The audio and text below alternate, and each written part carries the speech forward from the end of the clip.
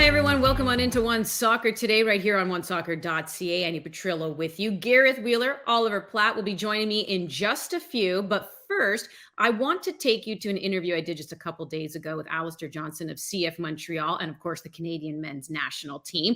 What a year Montreal is having. We dive into that topic, and we also talk about what he's expecting from this camp that the team is getting ready for, and, of course, Qatar 2022. Have a listen.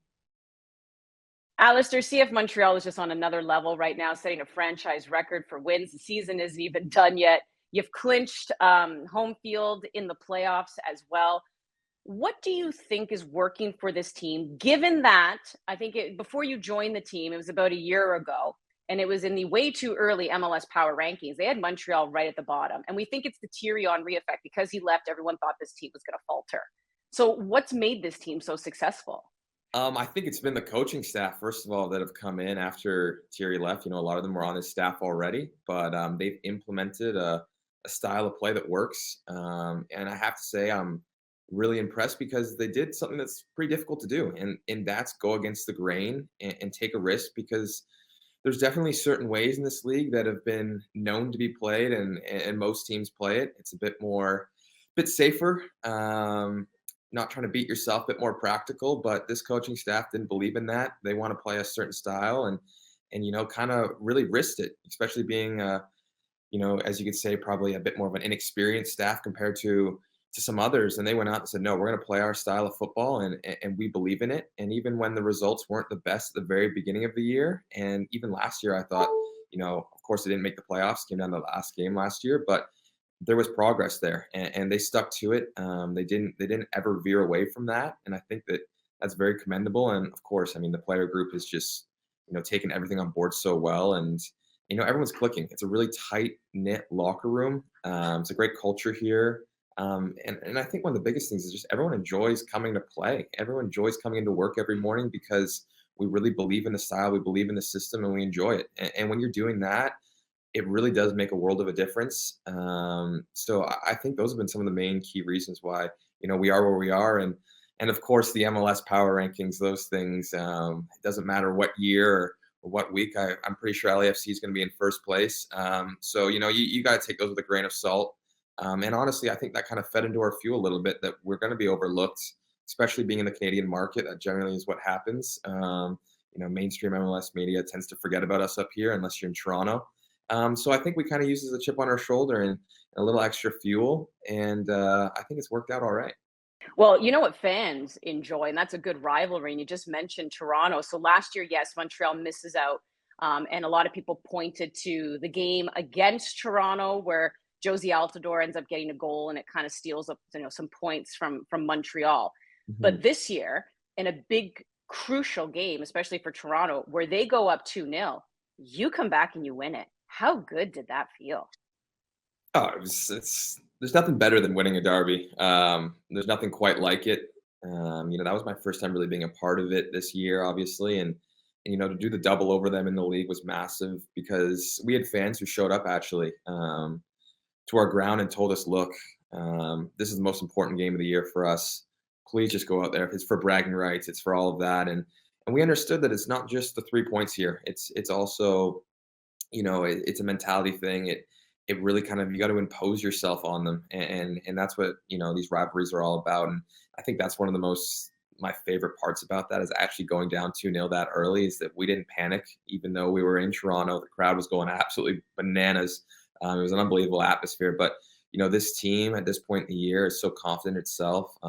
We understand our identity so well that we weren't phased by that. We knew that we still had 80 minutes to go, and 80 minutes for us is plenty of time to create chances, and that's something that we're really good at. We feel really comfortable that once we get the game under control and we start playing our game, that we're going to create some things, and that's exactly what happened. And I didn't actually think it was going to happen by halftime. To have flipped it on its head and be up 3-2 at halftime was pretty special. But no, it was an unbelievable performance, and it really just goes to the character of this team, is that we've grown throughout this year. I think you saw some results at the beginning of the year when we actually were in the opposite end. We were up and then we kind of threw things away. But now this team's really understood and found that balance of, taking risks, but also understanding the moment, understanding the game, and what it needs. And I think that that's a really important step for a young team like ourselves to be taking into the playoffs, because that's what it's going to come down to. It's going to be singular moments and then game management. So no, I was really happy with that, and obviously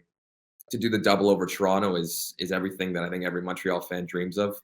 And that was great to avenge, kind of that result that we had down in Toronto in the Canadian Championship. So no, it was a really important and big couple matches for our supporters. Well, you're about to take a break though from your pro team, and you're heading to Europe in preparation for Qatar, which is just around the corner. So having a game in Vienna and then having a game in Bratislava as well. What is it that you're hoping to achieve, maybe if it's personally or even as a team in these games against, Qatar and Uruguay in preparation for the World Cup? Yeah, we're going to use these two games as really a final tune-up going into this World Cup. It's a great chance to play against some top opposition, some really top teams, which is something that it's obviously been difficult for us in the past to get these kind of teams.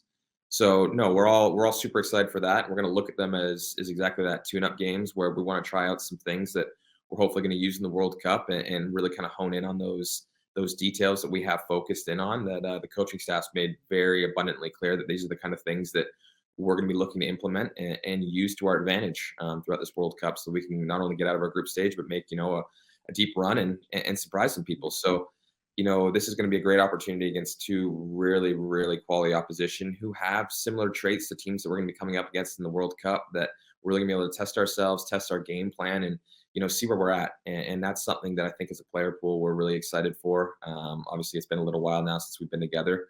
A lot of stuff going on in the background, and we're just excited to get back out in the field and show what we can do. Herdman is such an analytical mind. I mean, I had the pleasure of working with him as well when I covered the 2014 World Cup. He was an analyst then. Mhm. And I mean, you could already see the way his mind worked. And you just recently did an interview where you talked about a 64-page document on just one team. A, doesn't surprise me at all. B, how does the team absorb that? Like, how does that actually help you in preparing for games?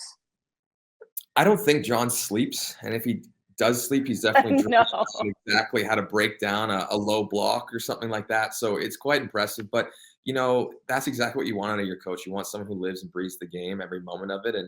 And there's going to be one thing that you're not going to be able to say about Canada after this World Cup, is that we weren't prepared, because that's just not going to be the case. We're doing all the dirty work behind the scenes. The coaching staff's been unbelievable, and yeah, exactly that. Sending out a 64-page in-depth detail with heat maps, all these different passing graphs. It's something that even myself, who prides myself on being a bit of a soccer nerd and loving that stuff, I was looking at this going, man, I wish we had a legend on the side so I could understand exactly what all these annotations mean.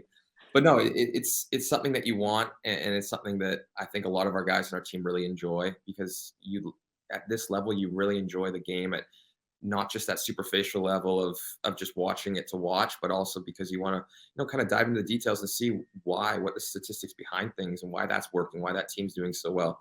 So there's definitely some players that works for more than others. And again, like, our coaching staff's really good with that. We've kind of broken into smaller groups where he thinks, okay, these players would really enjoy that, and really break that down further. And they're the ones that are on that call getting the 64-page pamphlet, while other guys are kind of learning through a different medium. So it's been good like that, is that it's just such a collaborative effort, which I think that all of us really enjoy, and that's something that you want at this top level, is to feel a part of it, to feel like you're not just saluting the captain and going into war. You want to feel like you were a part of that game plan and you had a little bit of input.